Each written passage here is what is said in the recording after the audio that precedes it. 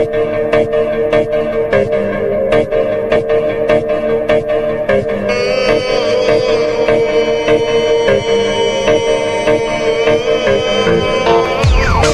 last night and early today, at my direction, the United States Armed Forces conducted an extraordinary military operation in the capital of Venezuela. Overwhelming American military power, air, land, and sea, was used to launch a spectacular assault.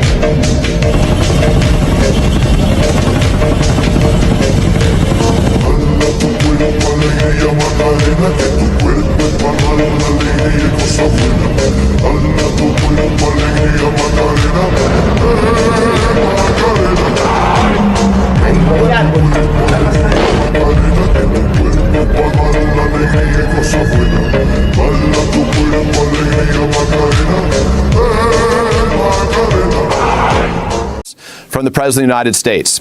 The United States of America has successfully carried out a large-scale strike against Venezuela and its leader, President Nicolas Maduro, who has been, along with his wife, captured and flown out of the country. This operation was done in conjunction with U.S. law enforcement. Details to follow, according to the President. There will be a news conference, he says, today at 11 a.m. at Mar-a-Lago. He then punctuates it, as he often does, with thanks for your attention to this matter. It is signed by the President. Two nations bound by oil, divided by ideology, and trapped in a cycle of confrontation.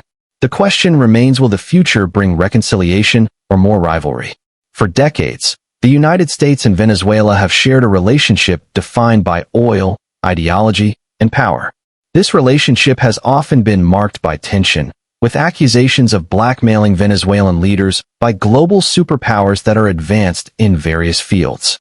Similar tactics were allegedly adopted by the United States before attempting to topple Nicolas Maduro. The U.S. has spent decades pressuring Venezuelan leaders over the country's vast oil wealth, which has been a major source of conflict between the U.S. and Venezuela's leaders. No importa que andemos desnudos, no importa que no tengamos ni para comer.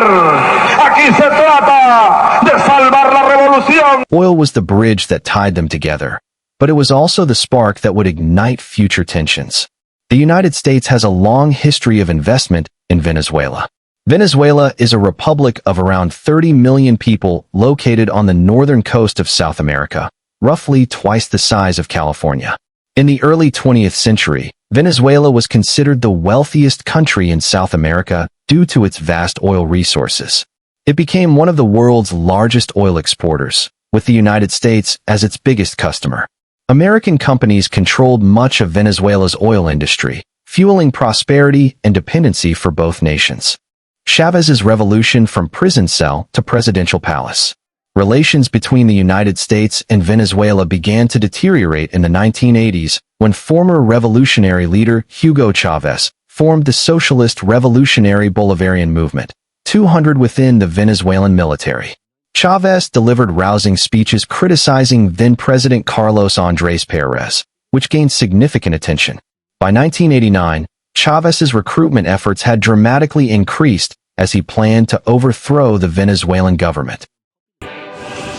Compañeros, lamentablemente, por ahora, los objetivos que nos planteamos no fueron logrados en la ciudad capital.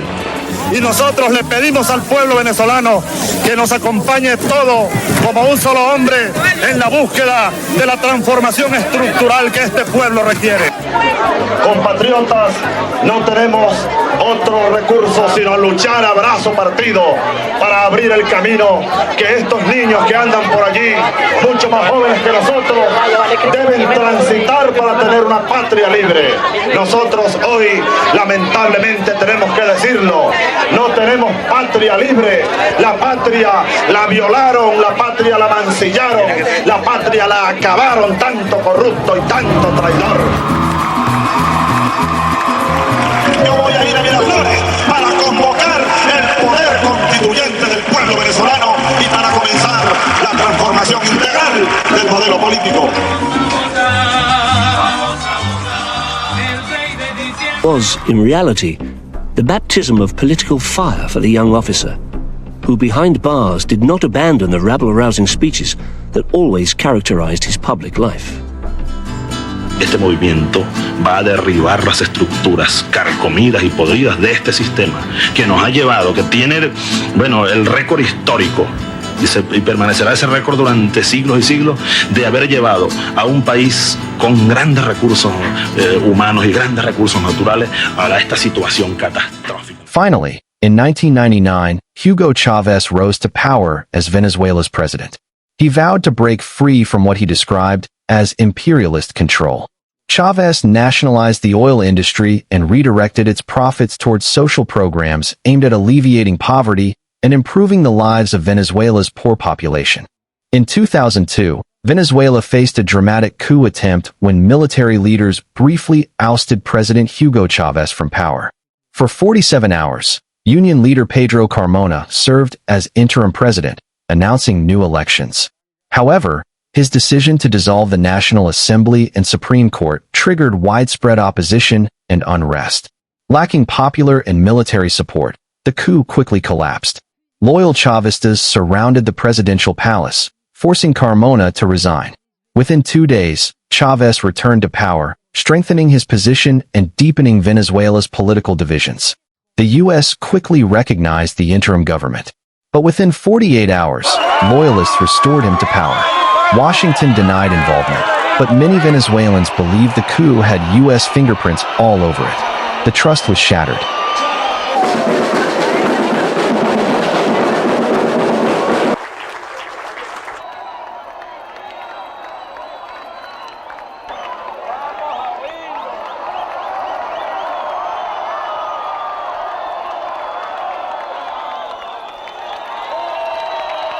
To Washington, Chavez's socialist agenda and his alliances with Cuba, Russia, and later Iran were a threat. By the mid-2000s, tensions escalated. Chavez strengthened ties with U.S. rivals, Russia, China, and Iran. In the nuclear area. I don't know who might wince from this news. President Chavez said that there are countries which may have different feelings about it. But I'd like to say especially that our intentions are absolutely pure and open. We would like our partner, the Bolivarian Republic of Venezuela, to have a complete range of energy capabilities, to have energy independence, as well as internal mechanisms for its self-development. And in this regard, even such a rich country in terms of oil and gas as Venezuela needs new sources of energy. Venezuela of corruption, drug trafficking, and human rights abuses. The U.S. official stated at a press conference that these measures target the Venezuelan leadership, not its people. The U.S. imposed sanctions and began accusing Venezuelan leaders of involvement in drug trafficking to justify pressure and punitive measures, Hugo Chávez saying that such actions unfolded, and he warned that Washington would end up accusing him personally of being a drug trafficker as a pretext for intervention, and he described this as Noriega formula to justify efforts against Venezuela. Te van a terminar acusando a ti de narcotraficante, a ti, directamente. A ti, Chávez. No es que el gobierno apoya o que se permita, no. Te van a tratar de aplicar la fórmula Noriega. La nación más agresora en la historia de la humanidad. Se atrevieron a lanzar bombas atómicas sobre ciudades indefensas. Allí están Hiroshima y Nagasaki. ¿Qué cosa es esa? Han invadido Panamá, bombardearon y mataron a miles, quemaron un barrio entero para llevarse a Noriega, acusándolo de narcotraficante. But ordinary citizens felt the pain. Food shortages, hyperinflation, and blackouts spread across the country.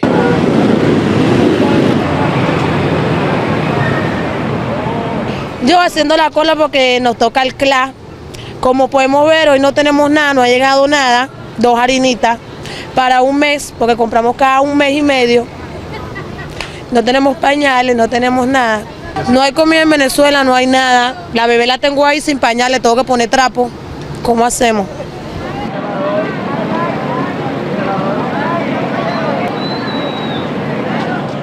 Venezuela's high inflation levels are due, first, to U.S. sanctions imposed on key Venezuelan industries under the administrations of George W. Bush, Barack Obama, and Donald Trump, combined with the sum total effect of relying too heavily on imports for basic goods, depending on oil as its main export, inefficient government industries, and governmental corruption. In 2013, after a long and difficult battle with illness, President Hugo Chávez passed away, marking the end of an era in Venezuelan politics. For months, the nation had watched anxiously as their leader fought to recover, but his health continued to decline. News of his death brought a wave of grief across the country, with supporters gathering in the streets to honor his legacy. A las 4:25 de la tarde, at 4:25 this afternoon, today, the 5th of March, President Hugo Chávez Fría died.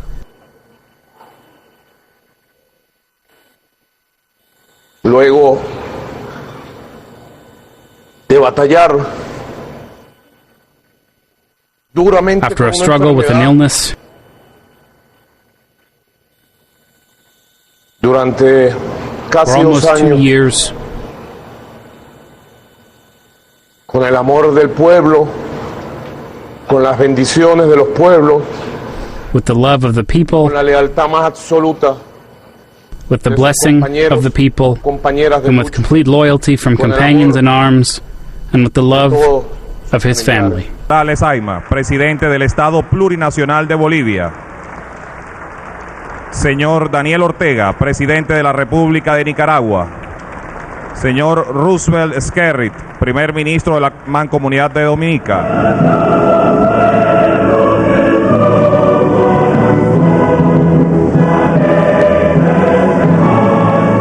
Presidente ejecutivo de la República, ciudadano Nicolás Maduro Moros, ofrenda y coloca la espada en el féretro. Y llamamos al señor Mahmoud Ahmadinejad, presidente de la República Islámica de Irán.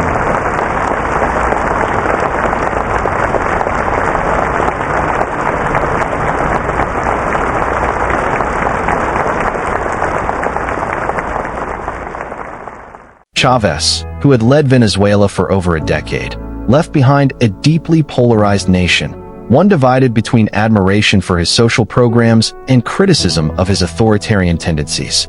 Upon his death, his successor Nicolás Maduro inherited a broken economy and an increasingly hostile world. They want to destroy our revolution, but we will resist imperial aggression. Además de ilegal, es inmoral. Y aquí no lograrán ni colonizar, ni esclavizar, ni a Venezuela, ni a América del Sur, ni a nuestra América. Y si algún día tocan a Venezuela, toda la América se levantará por nosotros, por el pueblo de Bolívar. In April 2013, just weeks after the death of Hugo Chávez, Venezuela held one of the most tightly contested elections in its modern history. Acting President Nicolás Maduro, Chávez's chosen successor, faced off against opposition leader Enrique Capriles, promising to finish Chávez's work. After 18 elections in 14 years, we have been here 17 times, for 17 victories of the people. And this is another victory, a homage to our commander, Hugo Chávez. There he is on his balcony, blessing this people.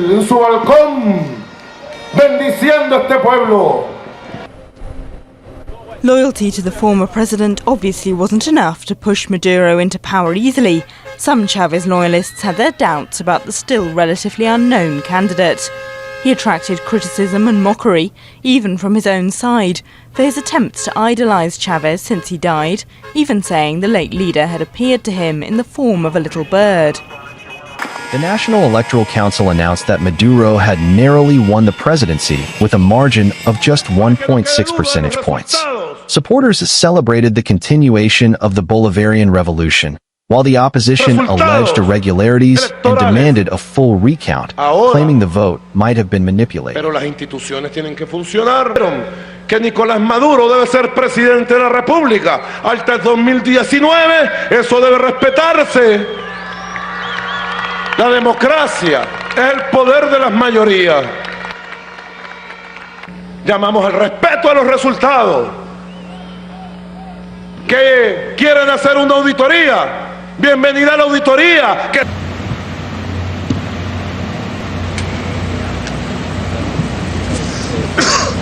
mucho, pero creo que usted también merece llevarla pues en sus manos como líder como soldado. Bolívar, vencedor en Boyacá. Bolívar, liber...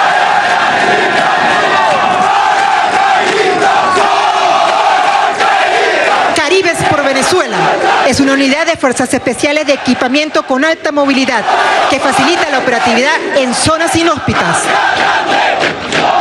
Ustedes, en gallarda y marcial actitud, los alféreces y guardiamarinas del curso médico de la Academia Militar de Medicina, alma mater de los futuros médicos cirujanos militares, fundada el 5 de septiembre de 2014. In 2019, opposition leader Juan Guaidó declared himself interim president, citing Venezuela's constitution. The U.S. and dozens of allies recognized him as the country's legitimate leader.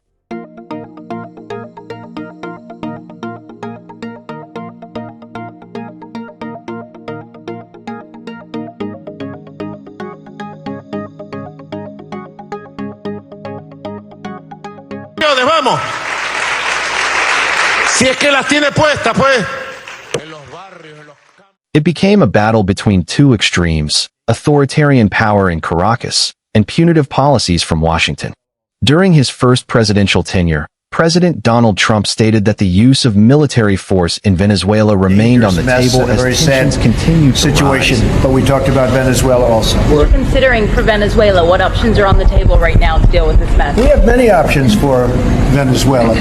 And by the way, I'm not going to rule out a military option. We have many options for Venezuela. This is our neighbor. This is, we're all over the world. And we have troops all over the world in places that are very, very far away. Venezuela is not very far away. And the people are suffering and they're dying. We have many options for Venezuela, including a possible military option if necessary. That would be U.S.-led, President? Say? That would be a U.S.-led military operation? We don't talk about it, but a military operation and military option is certainly something that we calls could for pursue. Venezuela's Maduro to give up power. Meanwhile, President Nicolas Maduro held firm, maintaining control with the backing of the Venezuelan military and the support of Russia and China.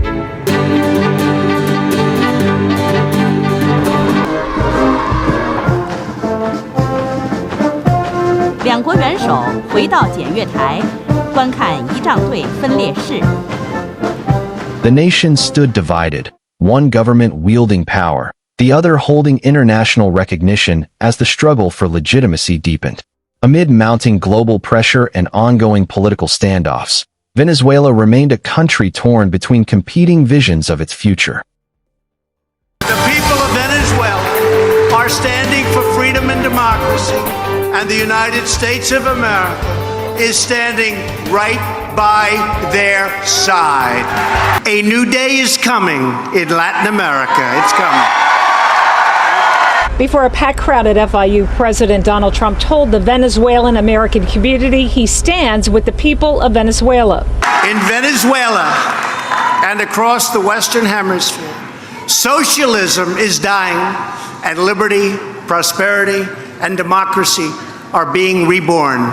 He recognized interim President Juan Guaidó, who spoke via satellite just before he took to the stage, called again once more for Nicolas Maduro to step down. Dictator Maduro has blocked this life-saving aid from entering the country.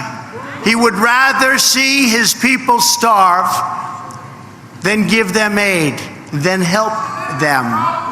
Millions of Venezuelans are starving and suffering while a small handful at the top of the Maduro regime plunder the nation into poverty. The war in Ukraine changed everything.